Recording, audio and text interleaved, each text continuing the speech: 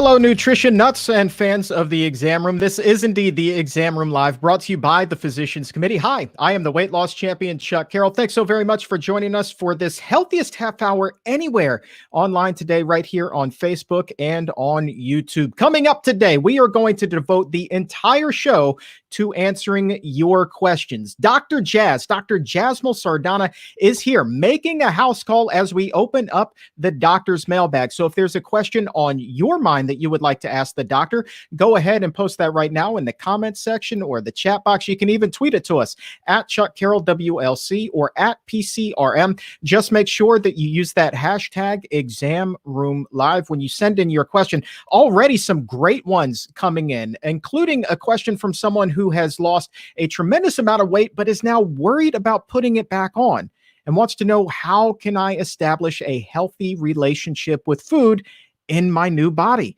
So very interesting question. We're going to get Dr. Jazz's thoughts on that. We're also going to be talking about vitamins B12. We're going to talk about zinc. We're also going to be talking about the importance of strength training and nutrition. So those are just a few of the questions that have come in thus far. So make sure that you get yours in as well. Again, post it in the comments or the chat box or tweet it to us using that hashtag Exam Room Live. So let's go ahead and get this party started. Open up the doctor's mailbag and welcome Dr. Sardana to the Exam Room Live. Dr. Jazz, thanks so much for being here. Thanks so much, Chuck. So happy to be here. I feel like it's been too long since you've been on the broadcast. I agree. So I'm really excited to be here today. All right. I think that this question is right up your alley, Dr. Sardana. So let's go ahead and answer Vicky's question. She sent this one in on Twitter. She wrote, I love food too much, and I'm afraid that I will soon begin gaining weight back by overeating. What are your best tips for establishing a healthy relationship with food? Wow, Chuck, this is such a great question. And it's something that I think is relevant and can resonate with every single one of us, right? Because we all have to eat and we all have to create that healthy relationship with food. What a phenomenal question. So how exactly can a person create a healthy relationship with food? Well, I think it's a complex matter, right? Part of our relationship with food is created as we grow up. You know, some of the relationships, some of the rules surrounding what we eat, how we eat, when we eat it, how much of it that we eat was created and kind of started as a child with the ways that our parents introduced food to us and food traditions and what we were supposed to eat. So number one, I think, is just recognizing some of that, understanding that all of this didn't just come from how you feel about the food. There are some outside forces that contribute to the relationship that you have with food, number one, and getting kind of clear on that. Oh, wait, you know what? I recall that when we used to sit down to dinner that we had to have meat on our plate. And if we didn't, then I would get berated or etc. So just getting clear on where maybe some of your relationships with food could have started, number one. Number two, even though there are outside forces that contribute to your relationship with food, that doesn't mean that that's the only thing that contributes to your relationship with food. You are ultimately in control today, right now. And that's great news. The first thing to do is to know that you have to be mindful when you eat.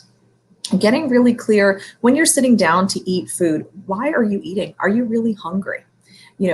Listening to the cues that you have about hunger are so key and important. We're in this busy day-to-day kind of life now, Chuck, where we're rushing from one place to the other. And even with the pandemic, it almost feels like there's even more that we have to consider and worry about. So stopping and thinking about, one, am I really hungry right now? Am I stressed? Is that why I'm eating? Taking a bit of emotional inventory before eating. And then if you find, you know what, I think I'm really eating and reaching for this, food or this plate because I'm kind of stressed, pause, go grab something to drink, distract yourself, walk away. So getting really clear on why you're eating is part of being mindful about eating. Next is when you're actually sitting down to eat. Enjoying your food, not being distracted with a phone or another screen or even a book, or even in conversation. Sometimes it's important to just be present when you're eating your food. And then just understanding your why for why you're continuing to choose the foods that you're eating. I come back to that often, and that really drives a lot of my advice for my patients is helping my patients get clear on why they're eating the way that they are, why they decided to lose the weight, why they decided to get healthy. And as you come back to that, I think that'll help you continue to have that and continue to build a healthier relationship with food. Absolutely. That is a fantastic answer and something I feel like we could talk about for a lot longer. Absolutely. I think it's really kind of a personalized thing. Everybody's a little bit different, but I hope that provides some help there. Next question comes to us from Judy on Twitter. She writes that she's concerned about the amount of sodium in foods such as those pre-made vegan roasts that you see in the grocery store. So what are some healthy alternatives to them? Foods such as tofurkey or field roast, and are you concerned as a doctor with the amount of sodium in there? Yes, absolutely. Meat substitutes, cheese substitutes, they inherently require more flavoring, more salt as a result, more preservatives and more additives for them to last, right, until they get to us. And so I'm certainly concerned with the amount of sodium, and oftentimes it's way too much, well above or approaching the upper limit of sodium that we require in a day in just maybe a serving of these alternatives and these substitutes. So what are the great alternatives here? So number one, I do want to say, Chuck, is that sometimes, if you are transitioning from, a diet into a whole food plant-based diet, there are some foods that will come with you. There are going to be some foods that just cannot. And yes, there are these wonderful alternatives, and for, maybe a very rare occasion, indulging in that once or twice, fine. It should not be a regular part of your life. And for that matter, I think that just has to be said, that there's going to be some things that you're not going to be able to have a turkey sandwich, 3 days a week as you used to with tofurkey slices any longer. And start thinking about what are the other healthier alternatives that you can eat in place of, versus trying to bring that in and trying to make it exactly what it was before. Lentils are my go-to. They are hearty. They are so incredibly versatile. They can be turned into roasts. They can be turned into veggie burgers. They can be curried. They can be eaten dry and in a salad. So lentils are one of my number one go-tos for substitutes and creating that great kind of hearty mouthfeel that you may be missing from other of your previous foods. Lentils and tofu are my two go-tos. Oh yeah, you talk about curried lentils, and I'm thinking dal, and I'm like all day, every day, just bring it on. It is so delicious. Next question is a great one from Patty. She writes in, if you have fat in your liver and your muscles, how long do you have to eat healthy before that fat goes away? Oh, great question. It will depend on the individual, right? So how much fat that you have in totality across around your body, as well as the visceral fat that you have around your organs, will depend from person, will change or be different from person to person. However, and so I can't give you an answer, in 3 months or in 6 months, but if I can tell you that staying consistent with a low fat, whole food, plant-based diet, that you will see consistent and continued reduction in that. And we're going to talk a little bit about strength training later and fat loss and also, training your muscles and how that improves fat loss. So we'll come back to this as well. Yeah, I also want to say hi to Richard Hubbard. Speaking of strength training right now, went from being obese to just a phenomenal plant-based athlete. He just released a new book. I know he's watching us here today. So Richard, thanks so much for tuning in, my friend, and congratulations on your success. You are extraordinary. Next question, Dr. Jazz, comes to us from a viewer on Instagram, wants to know how much B12 should we be getting in a day? Great. B12 is absolutely necessary for all of us, whether you're a meat eater or a plant eater. Meat eaters happen to just, get that supplemented through the meat that they're eating. However, as a vegetarian or a vegan, you should be getting, the daily requirement is so minimal. It's roughly 2.4 micrograms a day. And the supplements that are out there you'll find them in all different doses. I think 100 micrograms, 200 micrograms. And you can take any of those dosages. And what your body will do is you'll take that amount, and you'll notice that the amount that you really need, the RDA is so incredibly small, and the supplements that you get, the amount is so large. It's because we don't absorb all of it. So any of those dosages will work because that requirement of B12 is pretty low. I think the most important point there is that you don't miss it and that you actually do take it. All right, let's go back to this mindful eating that we were talking about at the top of the show. This seems to have started quite the conversation on Facebook here. This is a question from Lauren, who writes, I am not hungry until maybe 11 or 11:30, but everyone always berates me for not eating breakfast. Is breakfast as essential as people like to claim? Yes, so that's a great question too, because now with the surgence of intermittent fasting, a lot of people aren't eating breakfast any longer. We grew up thinking and hearing that breakfast is the most important meal of the day. I think it really just depends on how you plan your day and how you plan to eat. And this is so key and important, right? Is that you have to get really clear on what you're doing, what your why is, what your goals are, because you're going to hear a lot of noise outside. And people are going to say things to you, whether you eat breakfast or you don't. But if you're really clear on what you want to do, and obviously if you're making sure that you're getting all of your nutrients, you're getting the amount of calories that you need, and you have a healthy relationship with the meals that you're eating, that should not be an issue. So to answer your question about is breakfast is essential as it needs to be, is it essential for you? Are you okay not eating breakfast and you're still able to get in your nutrients, all your calories, and be healthy? Then it's not essential for you. For another person, they may not be able to eat, get to dinner until really late, so they need a really, hearty breakfast. And for them, breakfast is essential. And so for you, if breakfast is not something that is part of your routine, but you're still able to eat healthfully, then it's not essential for you. All right, we talked about one nutrient, B12, just a minute ago. Now let's talk about another one. Let's talk about zinc. A viewer on Instagram wants to know, how can I increase zinc levels while eating a plant-based diet, but without taking a supplement? Yes, lentils. Lentils work. And tofu, guys, it's really not that difficult. When you start to understand just how versatile and magical almost lentils, it sounds silly to say, but lentils can be created into so many different things. Similarly with tofu, they can be transformed into, and they absorb the flavors of any of the spices, any of the herbs that you cook with.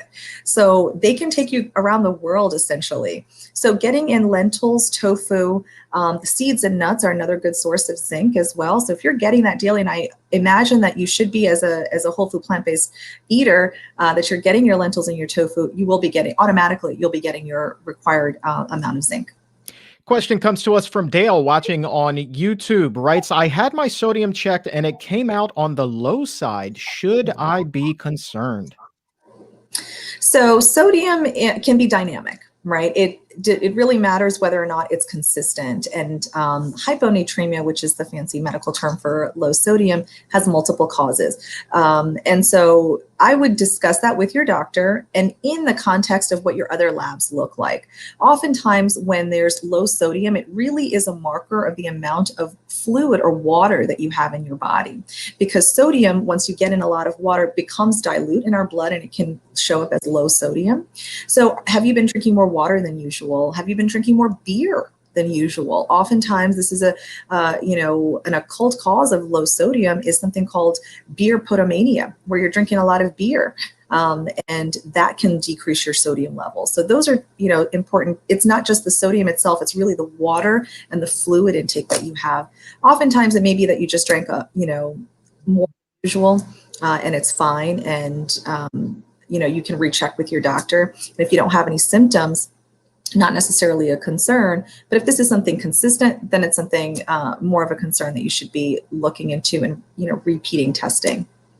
Monica has an interesting take on the breakfast question that we were just talking about. Should you eat breakfast or should you skip it? She's kind of splitting hairs here. There's a little nuance that she points out. She writes, Great. Breakfast is just what the word says. Break the fast. Yes.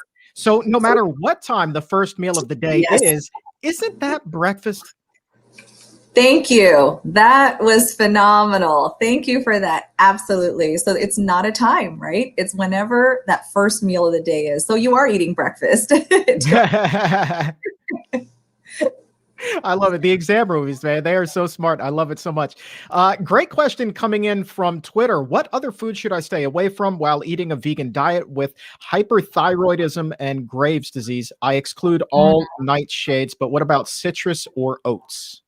Yeah, I get this question quite a bit about nightshades, and I'm still I don't make any recommendations. I don't know that they're strong enough or robust data to say that nightshades are absolutely contraindicated in individuals who have hyperthyroidism or Graves' disease. However, I encourage patients to cut those things out if as much as you're able to, right? If you're able to easily avoid eggplant and tomatoes for a trial and see if that's helpful for you, that might give you a lot of information that you might be able to go back to your doctor and say, hey, anecdotally, this happened to work for me. And so while I can't give a blanket recommendation about avoiding nightshades for anyone and everyone who has hyperthyroidism or Graves' disease, it might be beneficial for individuals to try it out on their own, to cut that out and then to see what happens.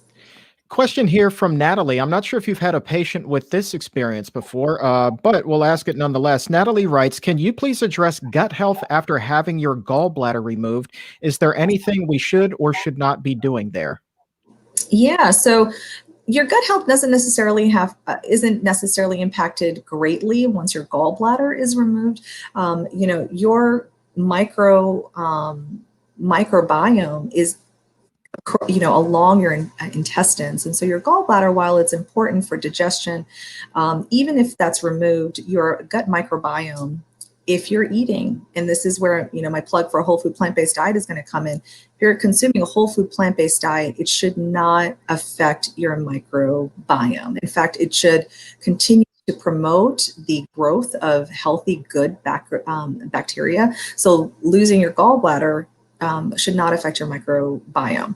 And this is where, I'm encouraging everyone to continue to eat or to move towards and adopt a whole food plant-based diet for that reason. Dr. Jazz, widely known that eating a plant-based diet can help lower that bad cholesterol, but Abdul Omar wants to know, can it also reduce HDL, the good cholesterol? Yeah. So HDL, let's get back to what HDL and LDL really are. We give it these names of good and bad cholesterol. And in fact, they're not bad. They're not good. It really just has to do with the transport of cholesterol. LDL, or bad cholesterol, brings cholesterol to our blood vessels. Where it ends up getting deposited into our vasculature. And good cholesterol, or HDL cholesterol, are kind of like garbage trucks. That's how I've heard it described really well. That's a good kind of visual. It helps to remove the cholesterol from your body. So it makes sense, right? If you're eating a healthy, low-fat, whole food plant-based diet, not only will your LDL, your bad cholesterol, go down, because most of that does come from and is from animal sources, but your HDL, or those garbage trucks, you won't need as many of those because you don't have as much cholesterol to remove. So it can lower it, but not to the detriment of your overall health. Jennifer, with kind of a comment, maybe you could weigh in on this as well. Not maybe her specific case, but in generality. So I'll couch that. She says that my doctor told me I could never be vegan because I'm hypoglycemic, but I've been eating plant-based for a few weeks now and I feel great. So generally speaking, would you say it's okay for someone who is hypoglycemic to ditch the meat, ditch the dairy, and go plant-based? Absolutely. I mean, you can be hypoglycemic no matter what diet that you're on. And, the benefits of being on a whole food plant-based diet, especially, so when you come back to hypoglycemia, right, or hyperglycemia, we talk about glycemic index and eating foods that help to kind of even out your blood sugar levels. I would say it's even all the more important that you're eating a whole food plant-based diet if you are hypoglycemic, because the fiber-rich foods in a whole food plant-based diet will help to even out your blood sugars. And then on top of that, it's just really important for her, I would say, to just be mindful of the symptoms. And as soon as you note your symptoms, making sure that you have something healthy to eat that can help to raise your glucose levels. But no, I think eating a whole food plant-based diet, if you have hypoglycemia, is not going to be is not contraindicated. You could continue to eat a whole food plant-based diet. Lauren's question coming from Facebook. It's a little bit of a long one, but it is at the heart of what it is we talk about here on the exam room, and something that I also think, Dr. Jazz, a lot of people can identify with. So she writes, I love wow, see, that is a long question. Hold on, pull it up after I'm off of the screen. I love chocolate and have a hard time not eating dessert, in part because it was something that we had every night in my house growing up. Sometimes I will resist, but then end up having it later or binging on something else. Do you have any recommendations for healthy desserts or ways to overcome this addiction? Yeah, it's a complex issue, right? And I think it requires attention. If this is something that's really undoing the good work that you're doing with your healthy diet, seek attention, talk to your doctor, get referred to a therapist, someone who's specializes in food addiction. I will absolutely recommend that.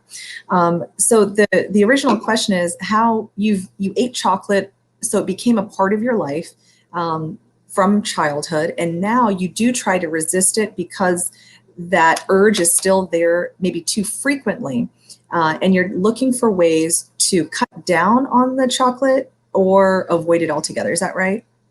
Correct. And what you're also finding is that you're binging. So what I'm hearing from that is a little bit about those outside forces we talked about, right? And it's our relationship with food. You grew up with these maybe said rules surrounding chocolate and dessert and being rewarded at the end of eating your dinner. And it takes a bit of work to cut those ties, to cut those connections. When it comes to chocolate, it's a personal, there isn't like an immediate, replacement for chocolate. There's dark chocolate is excellent, and healthier obviously than milk chocolate or white chocolate. But what's really at the heart of that, it sounds to me, is that you are trying to avoid the chocolate, but seem to be kind of losing that battle and give in and then binge eat. And that's where that issue comes into play. There's a lot of emotional and maybe psychological concerns that you may need to address there.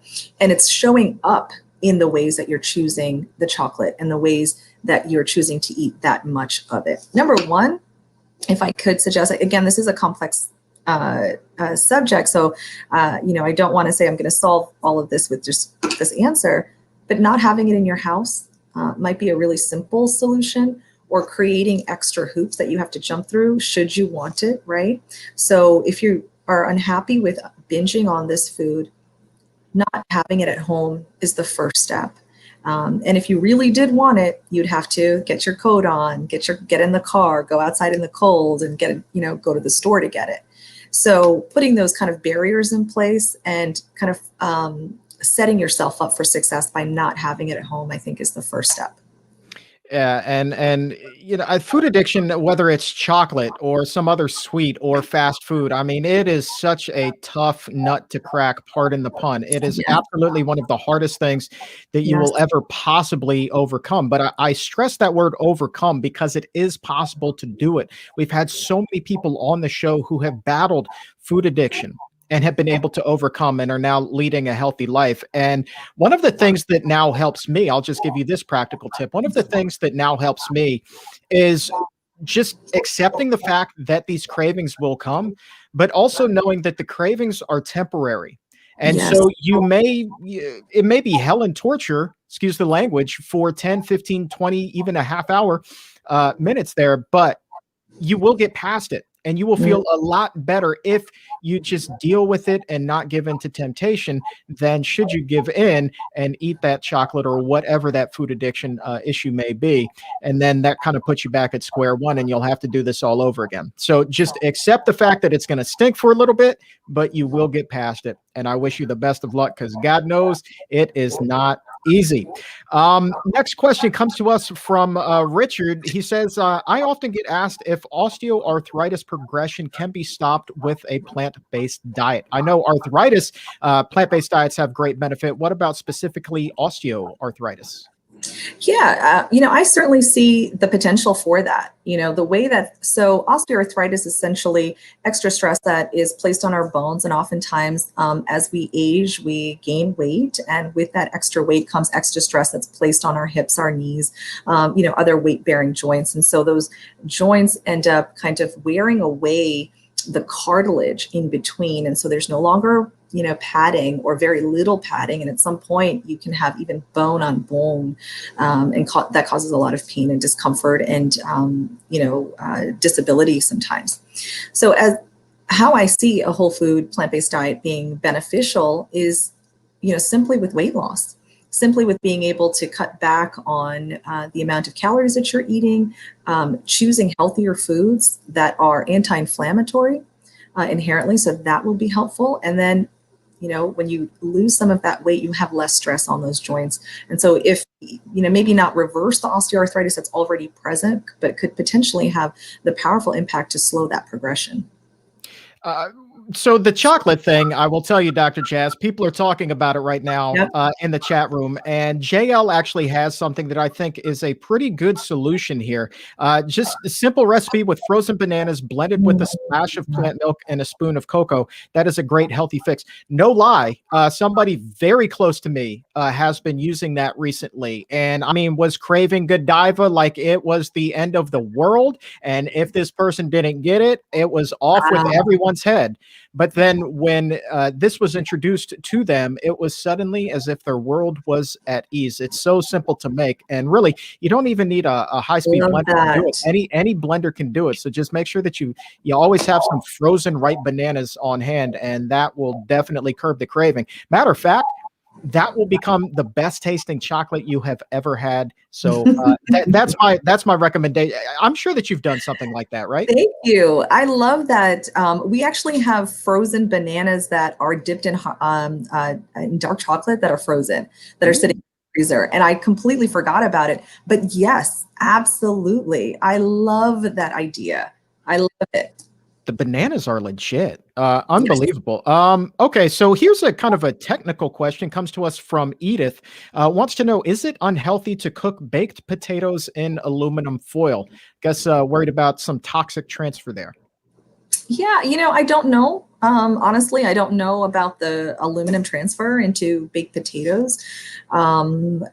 And I know there's some concern also, I'm thinking about what are the alternatives, and the alternative would probably be to microwave your potato. And so there's inherent risks potentially in that. So to answer your question, I'm sorry, I don't know exactly what that transfer could be.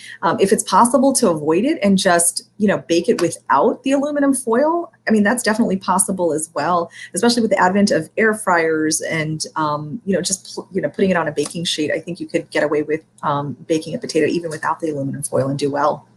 The day that it was discovered that you could bake a potato in an air fryer was a glorious day in the Carroll household. It is fantastic. Matter of fact, it's now my wife and our favorite way to do it. So good. Matter of fact, we're going to do that with the Engine 2 cheesy chickpea recipe and some steamed broccoli tonight over baked potatoes. I mean, it's just a fantastic. It's so good. All right, so we've got time for two more questions, and one of them comes to us from Susan. As a physician, maybe you can weigh in on this. Does thyroid medication increase the risk of osteoporosis? Do you know of any correlation between the two there? Sorry, thyroid medication? Correct. So yes, and I'm gonna come back to this too, because I think there are some studies too, and I want to give you a more robust answer. But individuals who have thyroid disease, I want to say, do have an increased risk of osteoporosis. But I want to give you a more robust answer. So I'm going to say yes to this, and then come back with a bit more data.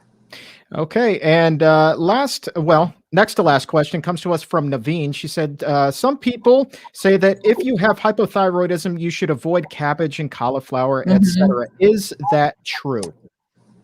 So similarly, there are some concerns about cabbage, broccoli, cauliflower as well. And again, I can't make a blanket recommendation about completely avoiding these foods because, for some who have thyroid disorders, they may not be, an issue. I think it really depends on what your personal, like what your individual thyroid level is and what your symptoms are.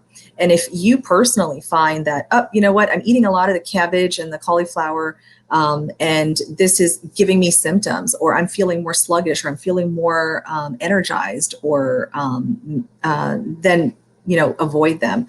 But again, there isn't enough data for me to say, yep, you should completely avoid cabbage and cauliflower. I know there's, you know, kind of concern surrounding it. So again, avoiding it for a short period of time, seeing how you feel. And if you're able to do without it and still continue to eat a healthy meal, I think that's fine. All right, last question here from the exam roomies, and then we have a special question to wrap everything up. Tiana has a fantastic question watching us today on Facebook. She writes, Dr. Jasmol Sardana, you mentioned that weight loss was one of the only benefits for eating a whole food plant-based diet. What are the other benefits with regard to chronic disease? There are so many of these. There are so many. I mean, you know, when you eat a whole food plant-based diet and you lose weight, right, you're really tackling obesity. And we know that the obesity epidemic is still continuing to kind of explode all over the world.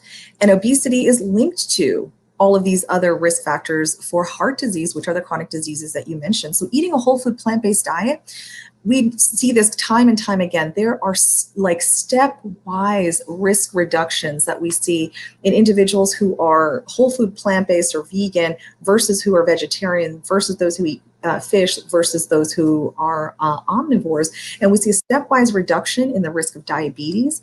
We see obviously individuals who are whole food plant-based or vegan have the most optimal BMI. We see a stepwise reduction in LDL and cholesterol levels. We see a stepwise reduction in hypertension.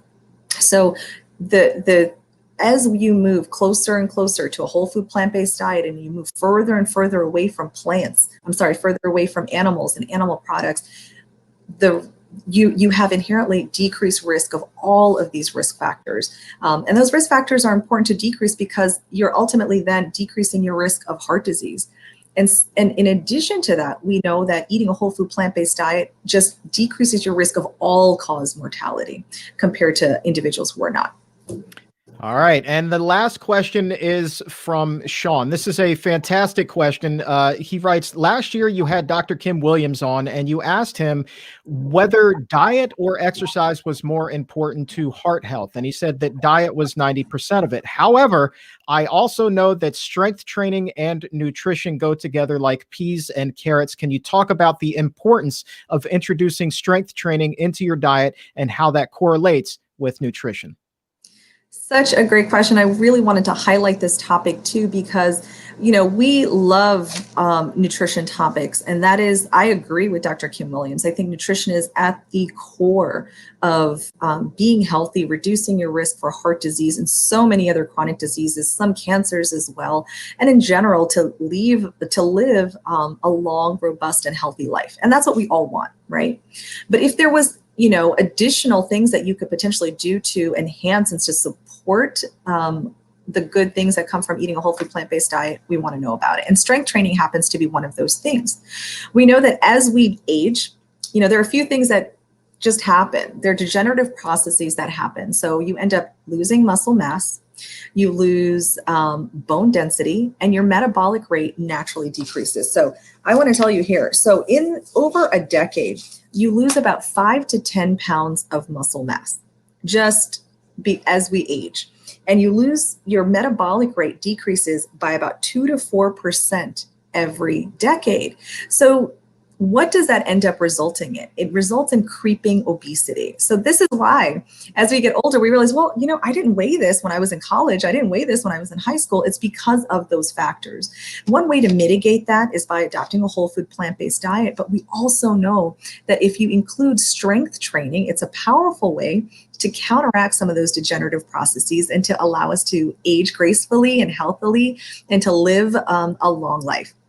So with strength training here, for example, how does it counteract some of these degenerative processes? What we know that, let's start with this. Resting or non-strength trained muscle burns about 6 calories per pound per day. So if you're 175 pound man, you'll burn about 1,000 calories or so. However, if that same person does strength training exercises 2 to 3 times a week, even as little as 15 minutes, some studies have shown, that can boost your metabolic rate from 6 calories per pound per day to 9 calories per pound per day. So you've automatically gained burning 500 extra calories a day by including strength training in your routine, along with eating a whole food plant-based diet. Now, how does it do that? So strength training, inherently, when you're strength training, what you're doing when you're lifting weights, and even without weights, if you're doing body weights, you're creating these micro tears in your muscle. And your body, in order to repair it, to restore that muscle, to grow and heal that muscle, requires energy. And it utilizes the energy, and in utilizing that energy, it increases your metabolic rate. So I get this question a lot: how do I improve my metabolic rate? I'm older now, and my metabolic rate is, slowed down. Strength training is the key and the answer. And as you do that, you'll lose weight. And we also know that strength training, similarly to eating a whole plant-based diet, or along that same way, maybe not as powerfully, but also on its own, independently, can decrease your risk of diabetes, can decrease your risk of all-cause mortality, can decrease your risk of obesity. So think about eating a whole food plant-based diet and then adding that extra. And if you feel like you've hit a wall, maybe you're no longer losing as much weight, are you strength training? Ask yourself if you're incorporating strength training. And if you're not, I encourage you to do that. It has so many great benefits. And so when we're talking about strength training, does that necessarily mean that you need to go out and get a gym membership and bang and clang in there and, make sure that you're doing your heavy lifts, your deadlifts, your squat lifts, all of that good stuff? Or could it be as simple as doing a push-up? Right. No, exactly. You don't need to be at a gym.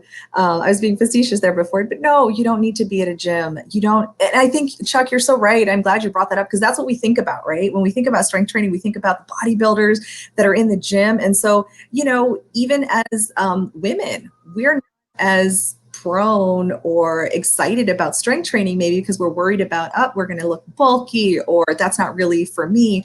But strength training is simple as doing push-ups. It's simple as doing, workout that you can find at your home, as long as you're targeting all of your muscle, the major muscle groups.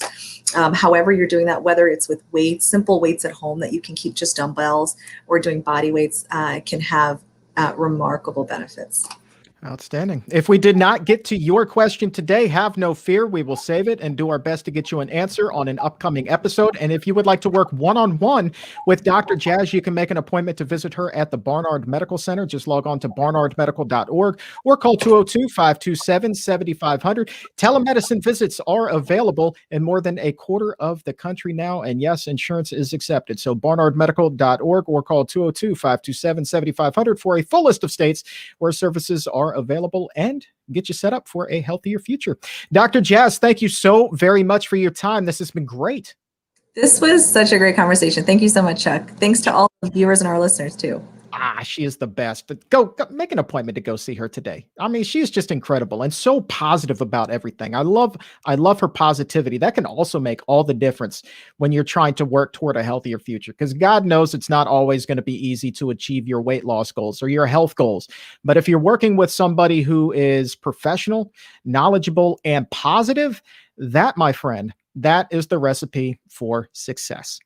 And for more tips, be sure to join us here on Facebook and YouTube every Monday, Wednesday, and Friday, noon Eastern, 9 a.m. Pacific. Great conversations coming up, including one with Dr. Kim Williams in a couple of weeks. Gonna be sitting down with him once again. We're going to be talking about how a plant-based diet can help. It can even help be part of the great equalizer as we march toward health equality in the future. What role can a plant-based diet play as we march toward a healthier future for all? Going to be speaking with him on that. Also, brand new episodes of the Exam Room podcast out every Tuesday and Thursday. So if you have not yet done so, please go ahead and head over to Apple Podcast or Spotify, wherever shows are available. Look for the Exam Room by the Physicians Committee. Hit that subscribe button and leave a 5-star rating. And for today, that is all the time that we have, my friends. Thank you so very much for tuning in. I also want to say thank you one more time to Dr. Jazz for sharing her insight with us, and to the crew behind the scenes that makes the magic happen. Thank you, as always. And so, my exam roomies, on behalf of everyone here at the Physicians Committee, I am the weight loss champion, Chuck Carroll. We'll talk to you again tomorrow. But until then, stay safe, take a stand, and keep it plant-based.